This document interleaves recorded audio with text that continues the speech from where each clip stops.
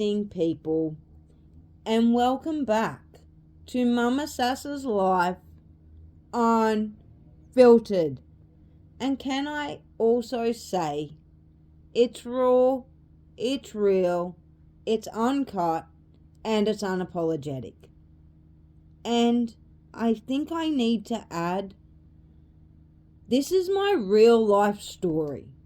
This isn't just a made up storybook for people to go and pick and pull apart, which I know some people will still do. But this is my life. This is what I lived. I know people out there have a story. Everyone has a story. I'm just open enough to talk about mine. So please, be gentle. So, I know I mentioned a few weeks back that I was doing my next podcast on my life from when I was 18. I also dangled a little carrot in front of you guys and mentioned that I dated a guy twice my age. He was 36. If you want to hear about my younger days and you've just come across this podcast, they are my previous podcasts, so feel free to go and listen to them. Some of them are to do with social media stuff, and some of them are to do with my life now. I sort of jump around a bit. It's how we know Mama Sass's podcast is very real, uncut, and raw. So feel free to go and check them out. We also have behind closed doors subscription, which is behind the paywall, will start next week. So, what have we learnt so far about Mama Sass? We have learnt so far that I wasn't really that bad of a child. Until I was getting there. It just sounded good there for a second, saying, I wasn't really that bad of a child, was I? Yeah, I know. Until I hit about, what I was about to say 1 to 2. Jesus. 11 to 12. When my life had the major shift of losing my sister. And I also like to add that my mum lost her dad 5 days in exactly the same year as losing her daughter. So she didn't only lose her daughter, she lost her dad in the same year 5 days later. It was such a hard year for my family. From there, I started to experiment with things that I shouldn't. But I know I wasn't the only one doing it, such as smoking cigarettes and some harder things that, now looking back at my life, I know I shouldn't have tried. And did some of the things that I did. But I look back now and I see I was a slow learner. I still am with some things. You don't need to tell me that either, okay? I get it. And some of life's lessons took several attempts to get me to realize I had made the wrong choice in life. But I like to look back now and realize that them mistakes, or as I like to call them, life's lessons, really had a big part of shaping me into who I am today. Anyway, let's start this podcast, and let's start it by saying I was only 18. I actually don't remember how I met this guy, but somehow I did. I really don't remember, hey? And started dating him. I know he lived across the road from my parents' shop, well, sort of. He was a little bit diagonal. And I don't know, maybe he just came into the shop a lot, or I have no idea. I really don't. Anyway, I started going to his house more and more until I actually moved in with him. Now these days, maybe 18 years older isn't that much of an age gap. But back then, 25 years ago, Wow, that feels really old to say 25 years ago when I was making sure that that was right. I was like, 25 years ago. Oh, that's a quarter of my life ago. Anyway, moving on. It was, well, not a quarter of my life. It was a quarter of my life if I was to make it to 100 is what I was trying to mean. Anyway, I thought I better chuck that in there before someone's like, a quarter of your life. Yeah, if I make it to 100. It was a lot more then than it is now. I get that. Now, we lived together for about 1 year, but things just didn't seem right. I was, as I said, 18, and I started to think about things I was missing out on with being with him, such as, going to the pub and just normal 18-year-old stuff. We started to drift apart as I really did just want to be a young adult. And I'm saying this part from as if I was that young person saying it, because this is exactly how I felt. I didn't want to be an old person just sitting at home and not really experiencing life.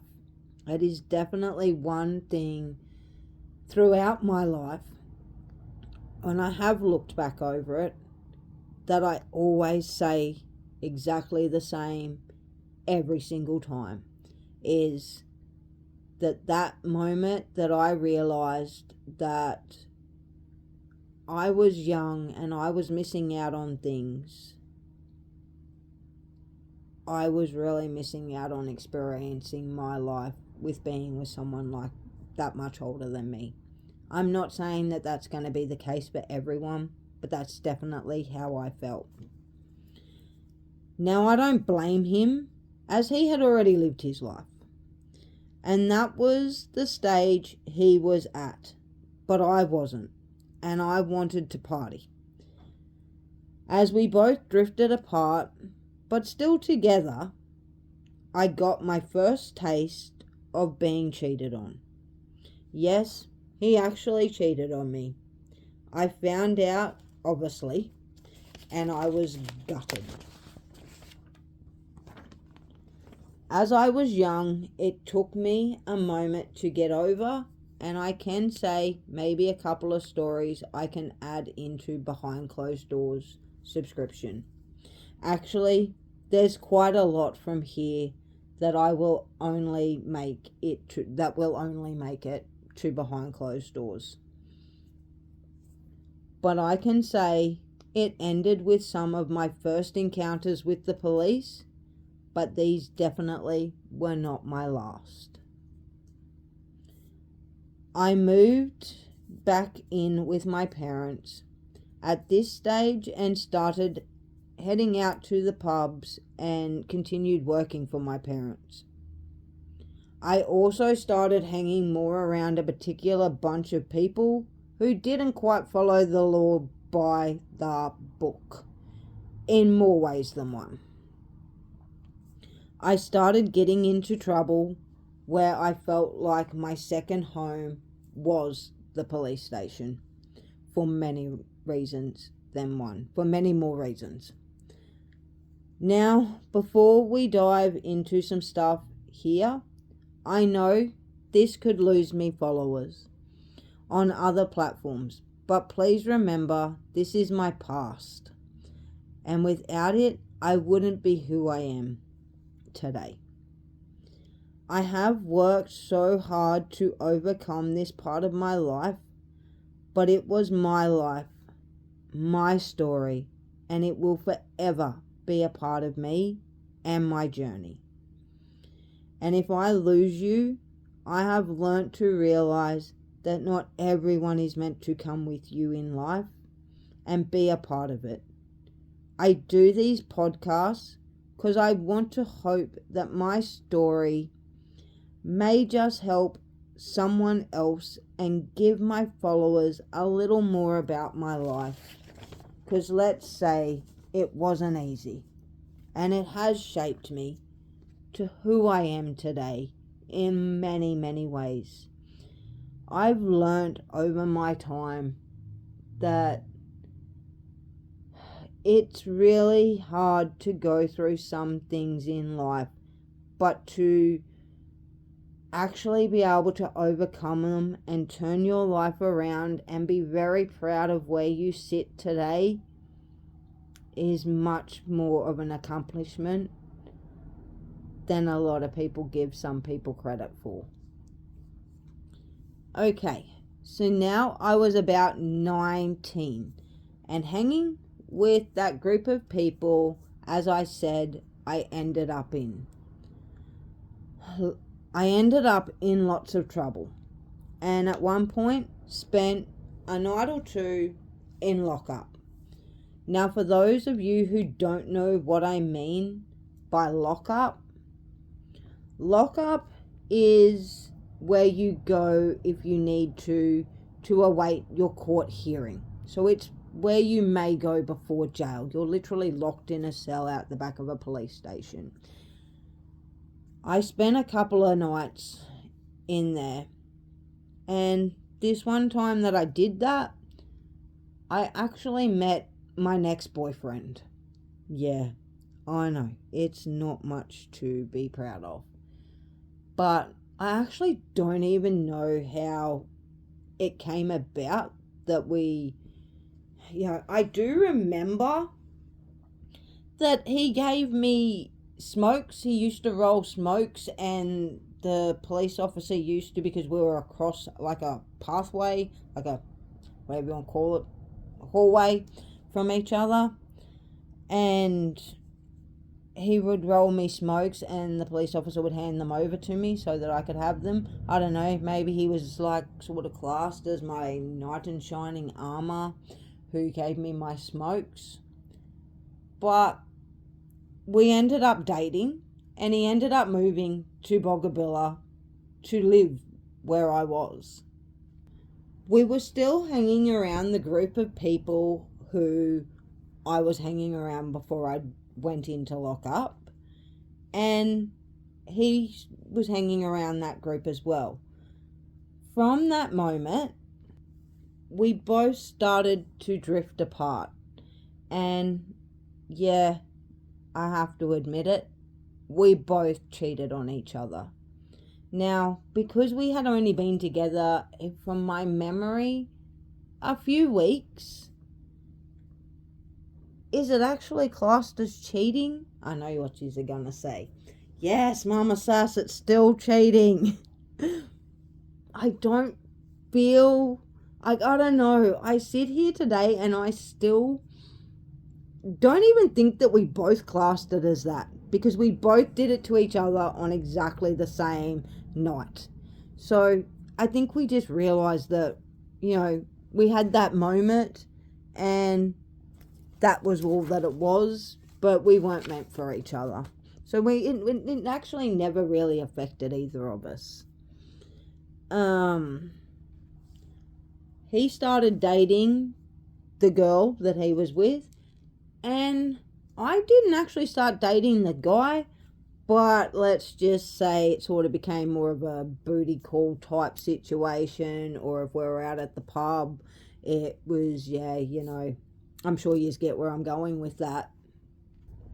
I'm pretty sure he only stayed in town for like a couple more weeks, 2-3 more weeks, and then he left. And I don't know where he is today. I had never seen him again since. But I continued to hang around that group of people for a bit more time.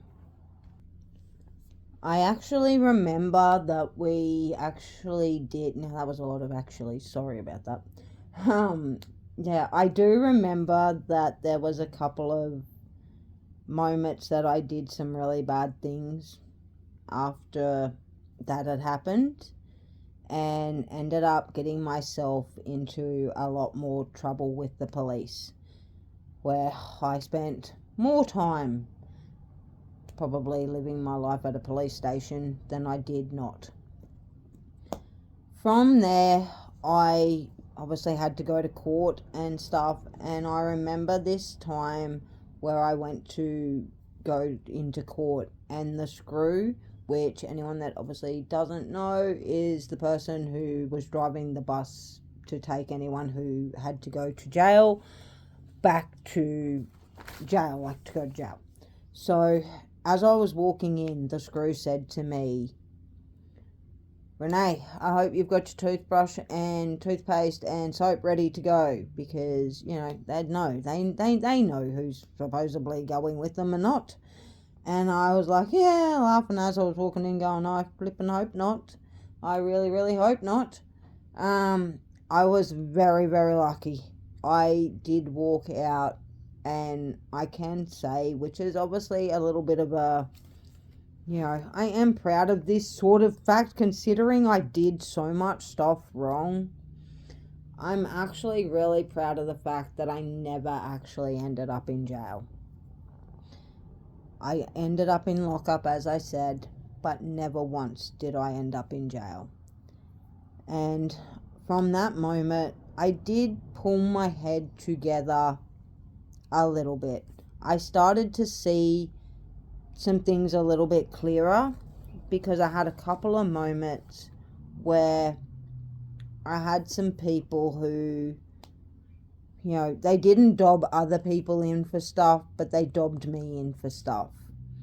And I suppose that's one lesson that I learned, is that some people can pretend to be your friends when they are actually not, which is a lesson that I've learnt, and one that I've had to learn many a times over, and why I suppose I do stay so detached in a way in my lives, because that has been a big lesson. Like, I know that I talk to everyone like they are my best friend, because obviously that is how I like to sit on my lives, and I want people to feel like they are welcome in there, because they are welcome in there. But I know that not every single person who comes in is my friend, and that's okay, because I've learnt to deal with that in life, that, you know, you only need a few small people in your corner to make it feel whole. Anyway, so now I'm about 19 and a half, 20 years old. And I get a little bit, it's very murky waters around here, trying to place in. I know it probably sounds really strange, but I don't remember, like, I remember a lot about my past, but there's very grey areas, which I know a lot of us feel. But trying to remember, was the next part this partner that I had, or was the next part this moment?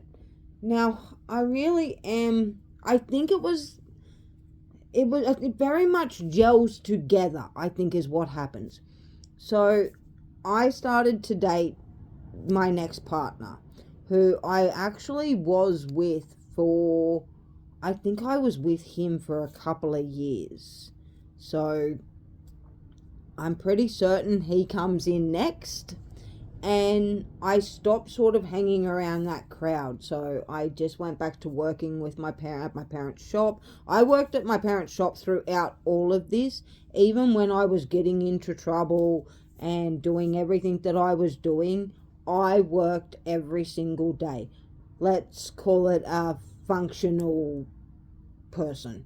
I was very functional whilst being very unfunctional. Yep, you know what I'm trying to say, hopefully.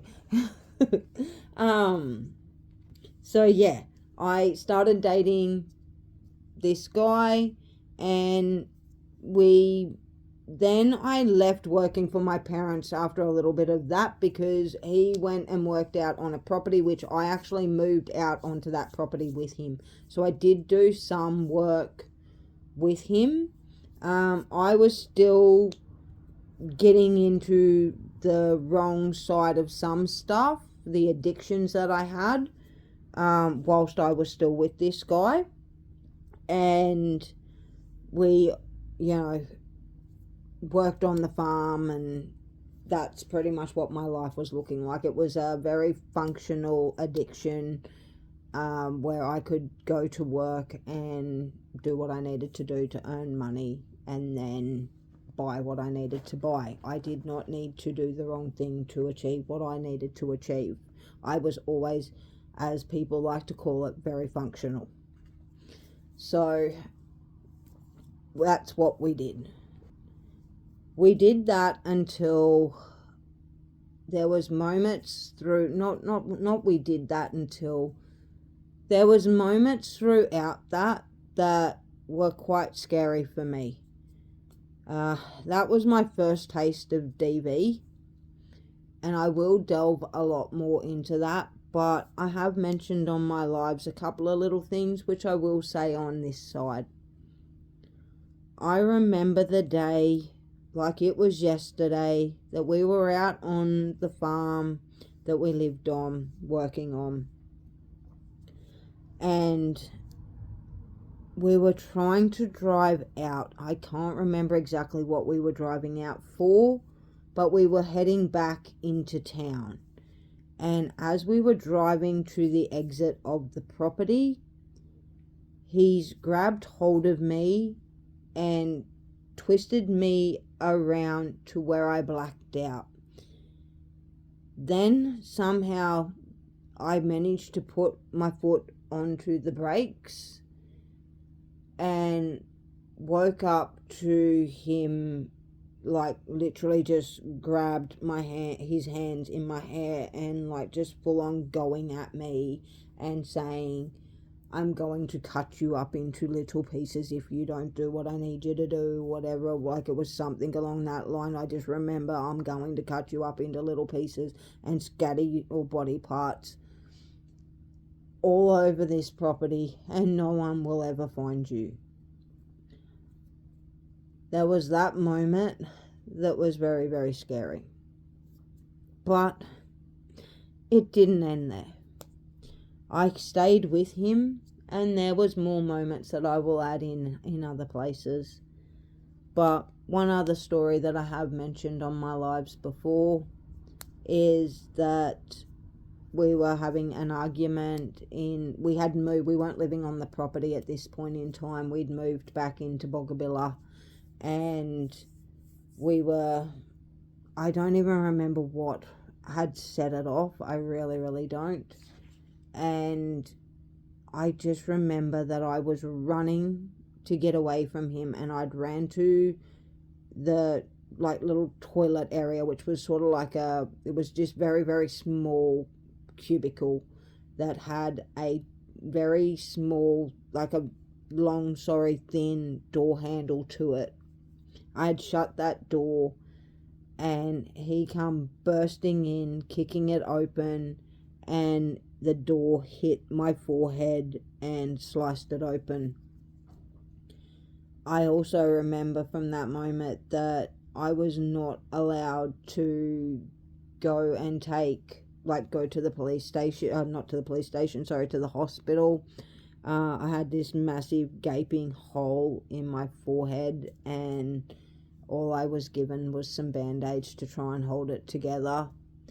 Obviously, I did pretty well. It's got a scar there, but if I got that many wrinkles on top of my forehead now, it just looks like another wrinkle.